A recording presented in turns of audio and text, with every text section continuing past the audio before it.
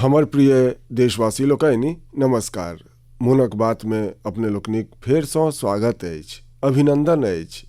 किछुए दिन में बरख 2026 दस्तक देबयवला अछि आ आइ जखन हम अहाँ सबसँ गप कऽ रहल छी तऽ मोन में पूरी एक बरखक स्मृति अभरि रहल अछि। कतेको फोटो, कतेको चर्चा, कतेको उपलब्धि जे देशकेँ एक संग जोड़ि देलक। बरख 2025 हमरा लोकनिकेँ एहन अनेक क्षणसँ साक्षात्कार करौलक जाहि पर प्रत्येक भारतीयकेँ गौरव भेल। देशक सुरक्षासँ लऽ कऽ खेलक मैदान धरि, विज्ञानक प्रयोगशालासँ लऽ कऽ विश्वक पैघ पैघ मंच धरि, भारत प्रत्येक ठाम अपन मजबूत छाप छोड़लक। एहि बरख ऑपरेशन सिंदूर प्रत्येक भारतीय लेल गौरवक प्रतीक बनि गेल।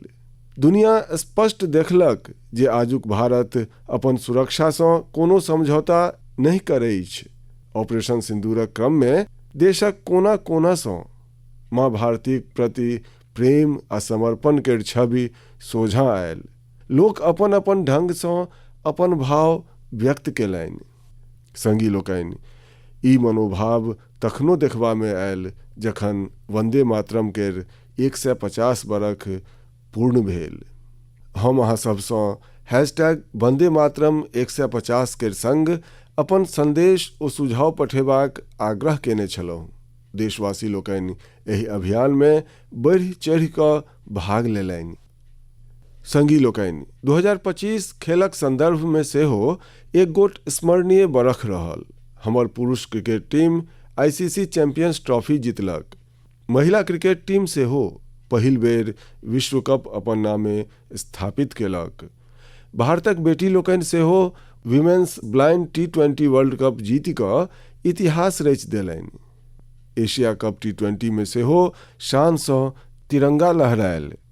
पैरा एथलीट सब सेहो विश्व चैंपियनशिप में कतेको पदक जीति कऽ ई सिद्ध केलनि जे कोनो तरहक बाधा हौसकेँ नहि रोकि सकैछ।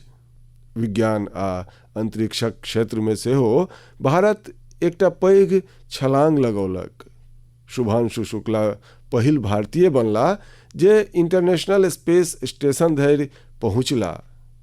पर्यावरण संरक्षण ओ वन्यजीवक सुरक्षासँ जुटल अनेक प्रयास सेहो 2025क परिचिति बनल।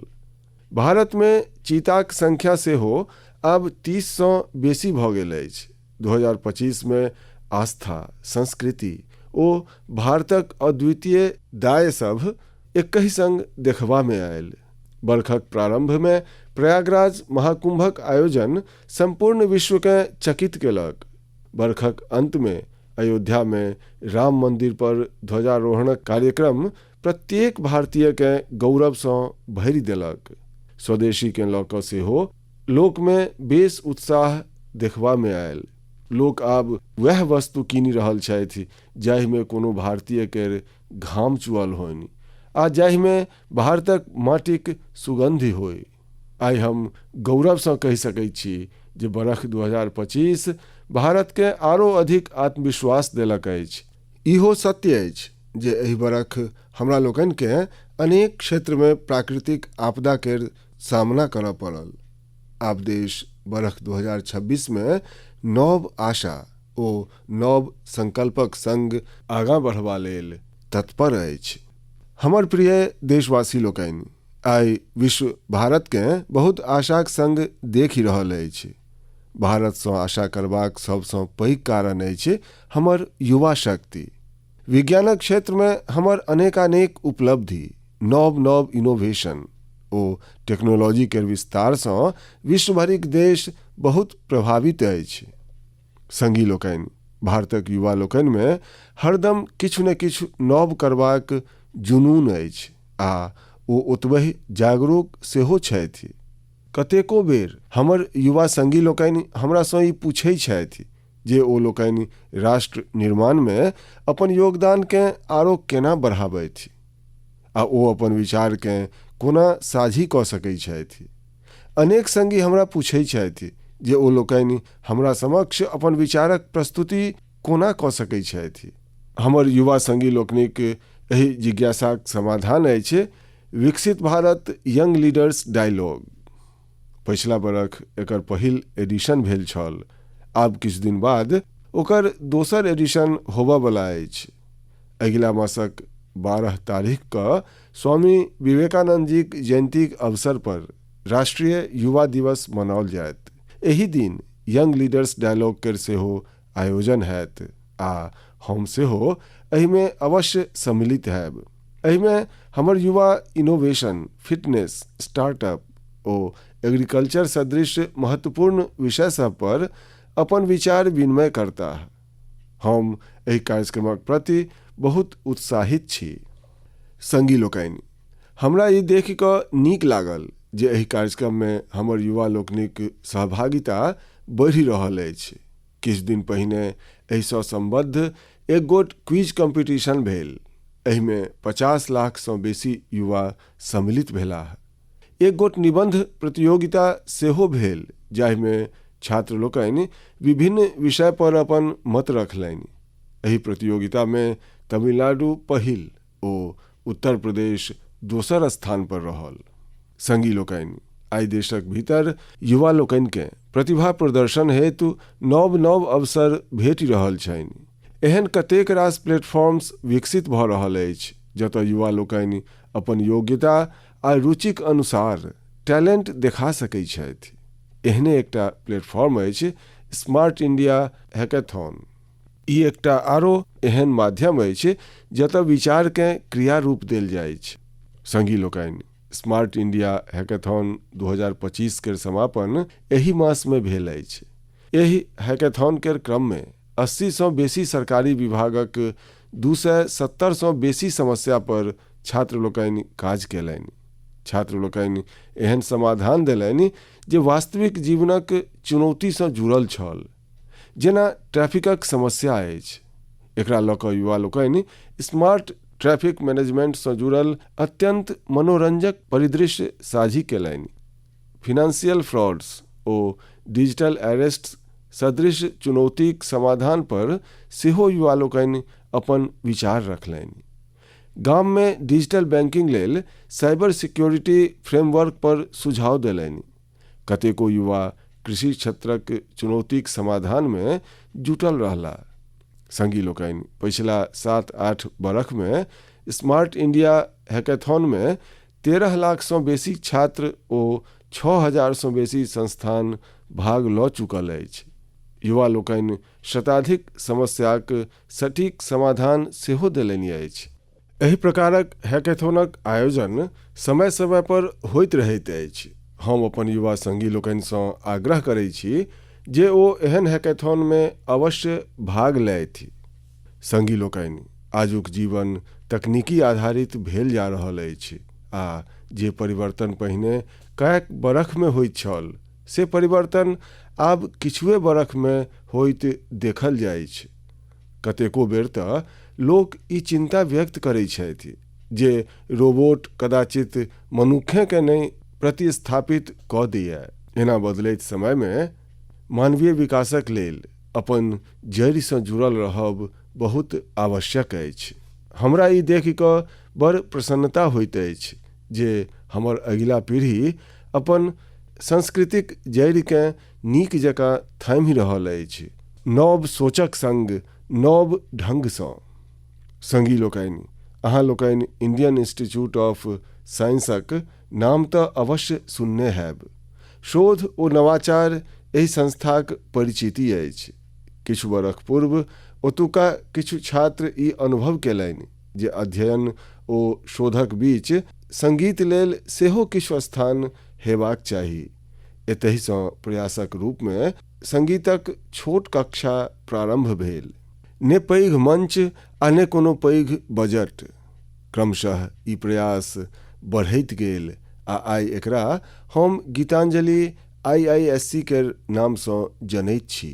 ई आब एकटा कक्षाटा नहि अपितु कैंपसक सांस्कृतिक केंद्र भऽ गेल अछि। एतऽ हिंदुस्तानी शास्त्रीय संगीत अछि, लोक परंपरा अछि, शास्त्रीय विधा सब अछि। छात्र एतऽ बैस कऽ अभ्यास करै छथि, प्रोफेसर लोकनि संगे बैसै छथि आ हुनक परिवार सब सेहो जुटैत छनि। आइ 200 सँ बेसी लोक एहिसँ जुड़ल छथि आ सबसँ विशिष्ट बात ई जे लोकनि विदेश चलि गेल छथि ओहो ऑनलाइन जुड़ि कऽ एहि समूहक डोरी थमने छथि। संगी लोकनि अपन जड़िसँ जुड़ल रहबाक ई प्रयास मात्र भारते धरि सीमित नहीं अछि। विश्वक फराक फराक कोणमे रहनिहार भारतीय सेहो अपन भूमिकाक निर्वहन कऽ रहल छथि। एगोट आरो उदाहरण जे हमरा देशसँ बाहर लऽ जाइ छै से अछि दुबई।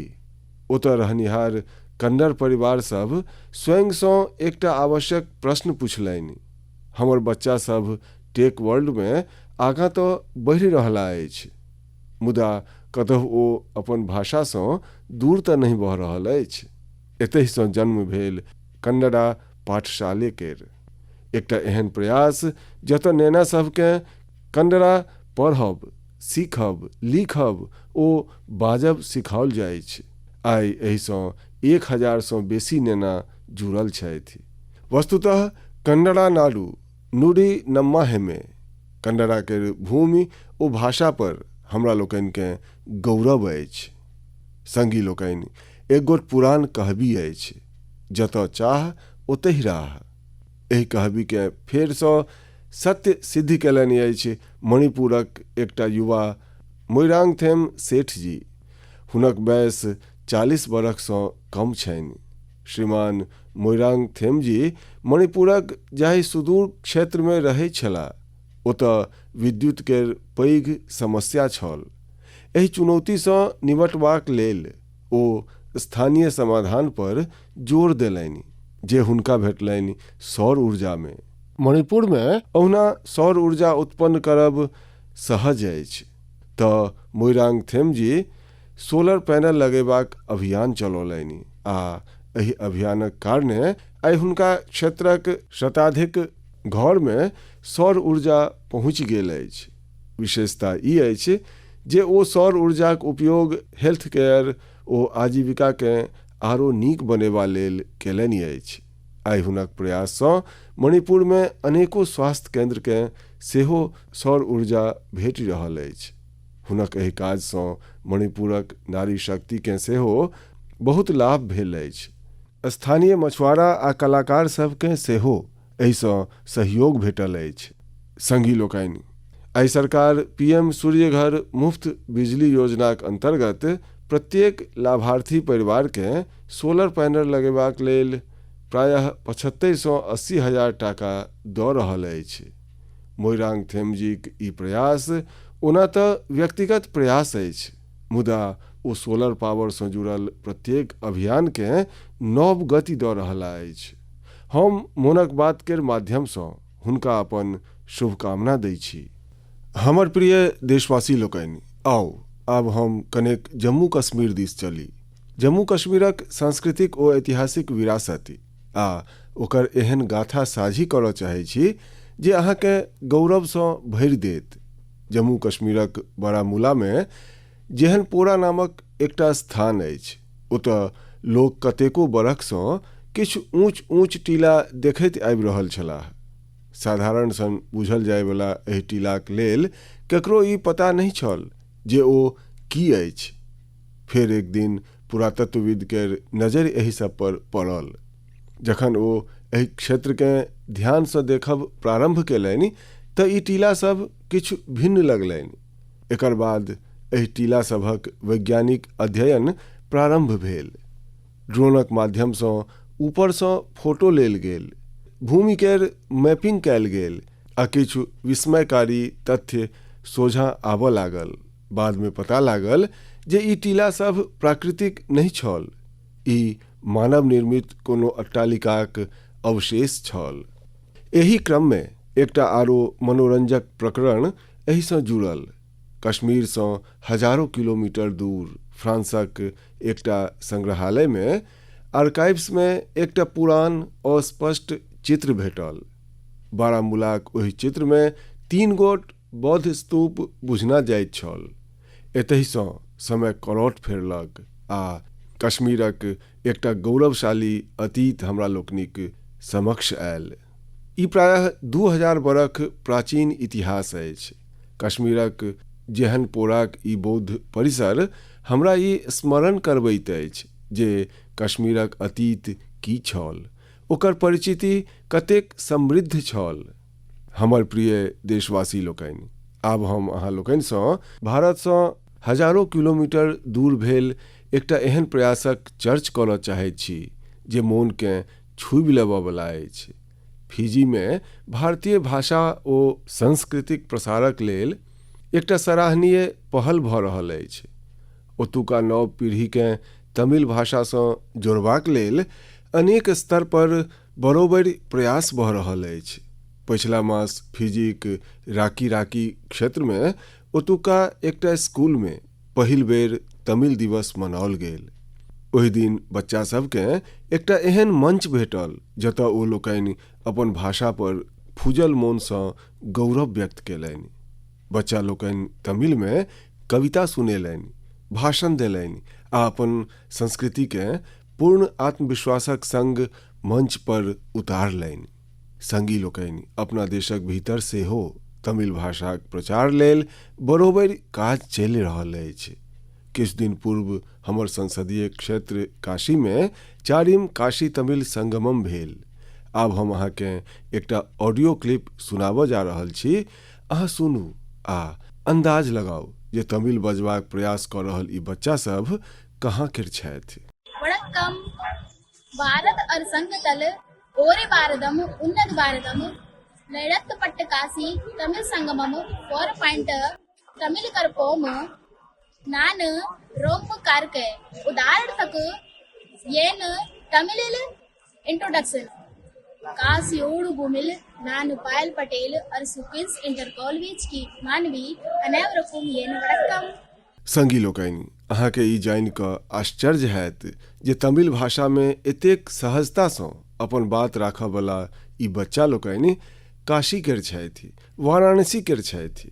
हिनकर मातृभाषा हिन्दी छनि, मुदा तमिल भाषाक प्रति लगाव हिनका तमिल सिखबाक लेल प्रेरित केलकनि अछि। एहि बरख वाराणसीमे काशी तमिल संगमम केर क्रममे तमिल सिखबा पर विशेष जोर देल गेल छल। लर्न तमिल, तमिल कराकलम एहि थीमक अंतर्गत वाराणसी केर 50सँ अधिक विद्यालयमे विशेष अभियान सेहो चलाओल गेल। एकरे परिणाम अछि जे हमरा एहि ऑडियो क्लिपमे सुनबामे अबै छै।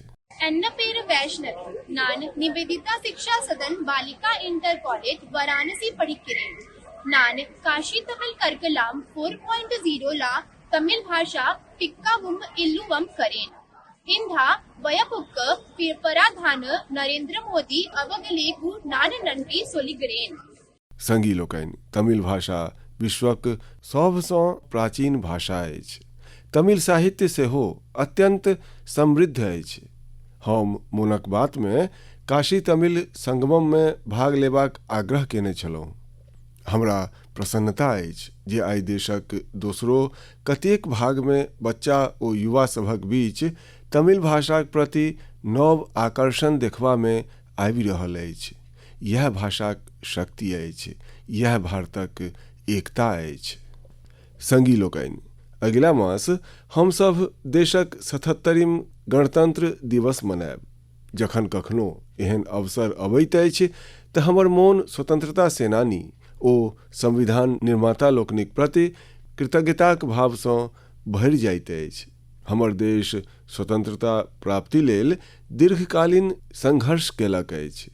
स्वतंत्रताक आंदोलनमे देशक प्रत्येक भागक लोक अपन योगदान केने छलाह, मुदा दुर्भाग्यसँ स्वतंत्रताक अनेक नायक नायिका लोकनिकेँ ओ सम्मान नहि भेटलनि जे हुनका भेटबाक चाहैत छल। एहने एक गोट स्वतंत्रता सेनानी छथि ओडिशाक पार्वती गिरिजी। जनवरी 2026मे हुनक जन्म शताब्दी मनाओल जायत। ओ 16 वर्षक आयुमे भारत छोड़ो आंदोलनमे भाग लेलनि। संगी लोकनि, स्वतंत्रता आंदोलनक बाद पार्वती गिरिजी अपन जीवन समाज सेवा ओ जनजातीय कल्याणकेँ समर्पित कऽ देलनि। ओ अनेक अनाथालयक स्थापना केलनि। हुनक प्रेरक जीवन प्रत्येक पीढ़ीक मार्गदर्शन करैत रहत। मुँ पार्वती गिरिजी को श्रद्धांजलि अर्पण करू छी। हम पार्वती गिरिजी के श्रद्धांजलि अर्पित करै छी। संगी लोकनि, ई हमर दायित्व अछि जे हम अपन दाय के नहीं बिसरी। हम स्वतंत्रता दियाबय वाला नायक नायिका के महान गाथा के अगिला पीढ़ी धरि पहुँचाबी। अहाँके ई मोन हैत जे जखन हमर स्वाधीनताक 75 बरख भेल छल तऽ सरकार एकटा विशेष वेबसाइट बनौने छल। एहिमे एकटा विभाग अनसंग हीरोज के समर्पित कयल गेल छल। आइयो अहाँ एहि वेबसाइट पर विजिट कऽ कऽ ओहि महान विभूति सभक विषय में जानि सकैत छी जिनकर देशक स्वाधीनता प्राप्ति में बहुत पैघ भूमिका रहल छनि। हमर प्रिय देशवासी लोकनि, मोनक बातक माध्यमे हमरा समाजक कल्याण से जुड़ल महत्वपूर्ण विषय सब पर चर्च करबाक एकटा बहुत नीक अवसर भेटैत अछि। आइ हम एकटा एहन विषय पर बात करऽ चाहैत छी जे हमरा सभक चिंताक विषय बनि गेल अछि। ICMR अर्थात Indian council of medical research हालहि में एकटा रिपोर्ट जारी केलक अछि। एहिमे कहल गेल अछि जे निमोनिया ओ UTI सदृश कतेको रोगक विरुद्ध एंटीबायोटिक दवाई कमजोर सिद्ध भऽ रहल अछि। हमरा सब लेल ई अत्यंत चिंताजनक अछि।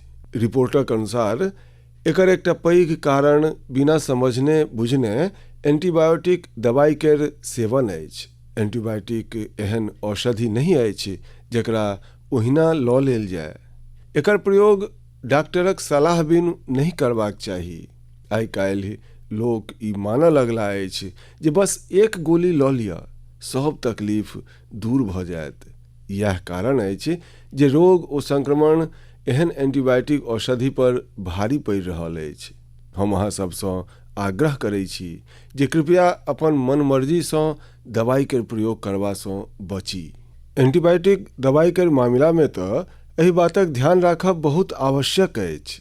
हम तऽ ई कहब जे मेडिसिन हेतु गाइडेंस ओ एंटीबायोटिक्स लेल डॉक्टरक आवश्यकता अछि। ई आदति सँ अहाँके सेहत के बढ़िया बनौने रखबा में मदति भेटत। हमर प्रिय देशवासी लोकनि, हमरा सभक पारंपरिक कला सब समाज के सशक्त बनेबाक संगहि लोकक आर्थिक प्रगति केर पैघ माध्यम बनि रहल अछि। आंध्र प्रदेशक नरसापुरम जिलाक लेस क्राफ्टक चर्चा आब संपूर्ण देश में बढ़ल जा रहल अछि। ई लेस क्राफ्ट अनेक पीढ़ी सँ महिला लोकनिक हाथ में रहल अछि। बहुत धैर्य ओ बारीकीक संग देशक नारी शक्ति द्वारा एकर संरक्षण भेल अछि। आइ एहि परंपरा के एकटा नव कलेवरक संग विकसित कयल जा रहल अछि।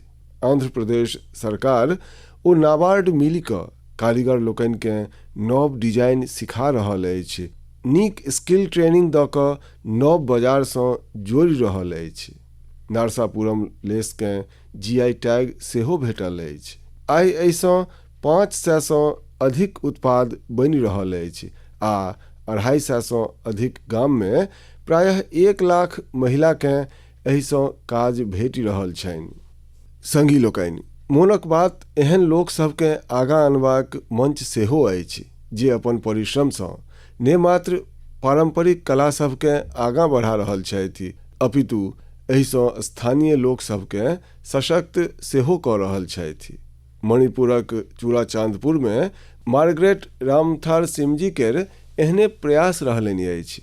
ओ मणिपुरक पारंपरिक उत्पाद सबके, ओतुका हैंडीक्राफ्ट के, बाँस ओ लकड़ी सँ बनल वस्तु सबके एकटा पैघ विजनक संग देखलनि आ एहि विजनक कारण ओ एकटा हस्तशिल्प कलाकार सँ लोकक जीवन बदलबाक माध्यम बनि गेलीह।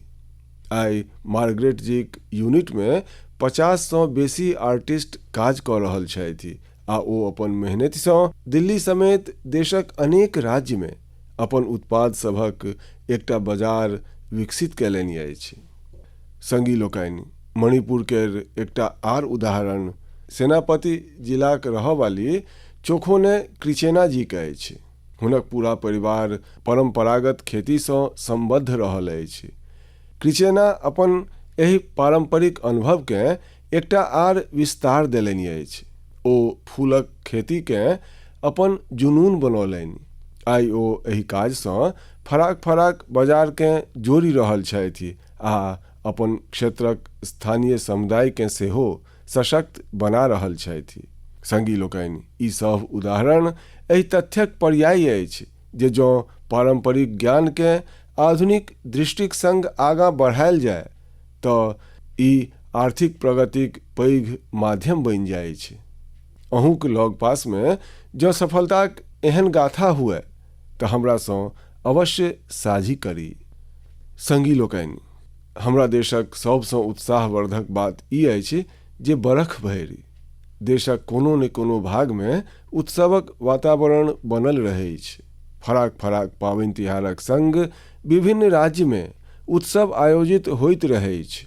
अर्थात जँ अहाँ पर्यटनक हेतु मोन बनाबी तऽ हर समय देशक कोनो ने कोनो भाग अपन विशिष्ट उत्सवक संग प्रस्तुत भेटत।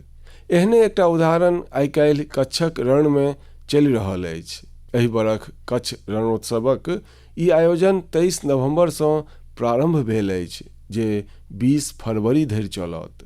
एतय कच्छक लोक संस्कृति, लोक संगीत, नृत्य ओ हस्तशिल्पक विविधता देखना जाइ छै। कच्छक उज्जर रणक भव्यता देखब स्वयंमे एकटा सुखद अनुभव अछि। रातुक समय जखन उज्जर रणक ऊपर चंद्र किरण पसरैत अछि तऽ ओहि कालक दृश्य स्वयंमे मंत्रमुग्धकारी होइ छै। रण उत्सवक टेंट सिटी अत्यंत लोकप्रिय अछि। हमरा जे जनतब भेटल अछि ओ ई अछि जे विगत एक मासमे 2 लाखसँ बेसी लोक रणोत्सवमे भाग लऽ चुकला अछि। देशक कोन-कोनसँ लोक आयल छथि आ विदेशोसँ आयल छथि। अहाँके जखन अवसर भेटय तऽ एहन उत्सव सबमे अवश्य सम्मिलित होइ आ भारतक विविधताक आनंद उठाबी। संगी लोकनि, 2025 में मोनक बात केर ई अंतिम वृत्त अछि। अब हम बरख 2026 में एहने उमंग ओ उत्साहक संग, अपनापनक संग अपन मोनक बात करबाक लेल मोनक बातक कार्यक्रम में अवश्य जुड़ब। नव ऊर्जा, नव विषय आ प्रेरणासँ भरि देबयवला देशवासी लोकनिक अनगंती गाथा सब मोनक बात में हमरा सबकेँ जोड़ैत अछि। प्रत्येक मास हमरा एहन अनेक संदेश भेटैत अछि जाहिमे विकसित भारतकेँ लऽ कऽ लोक अपन दृष्टि साझी करैत छथि। लोक सबसँ भेटयवला सुझाव आ एहि दिशामे हुनक प्रयासकेँ देखि कऽ ई विश्वास आरो दृढ़ होइ छै। आ जखन ई सब बात हमरा धरि पहुँचैत अछि तऽ विकसित भारत केर संकल्प अवश्य सिद्ध हैत। ई विश्वास दिनानुदिन मजबूत होइत जाइत अछि। बरख 2026 एहि संकल्प सिद्धिक यात्रामे एकटा महत्वपूर्ण पड़ाव सिद्ध हुए। अहाँ ओ अहाँक परिवारक जीवन सुखमय हुए, एहि कामनाक संग एहि एपिसोडसँ विदा हेबासँ पहिने हम ई अवश्य कहब, फिट इंडिया मूवमेंटमे अहूँकेँ फिट रहबाक अछि। ठंढक ई मौसम व्यायामक लेल बहुत उपयुक्त होइ छै। व्यायाम अवश्य करी। अहाँ सबकेँ 2026 केर बहुत शुभकामना। धन्यवाद। वंदे मातरम।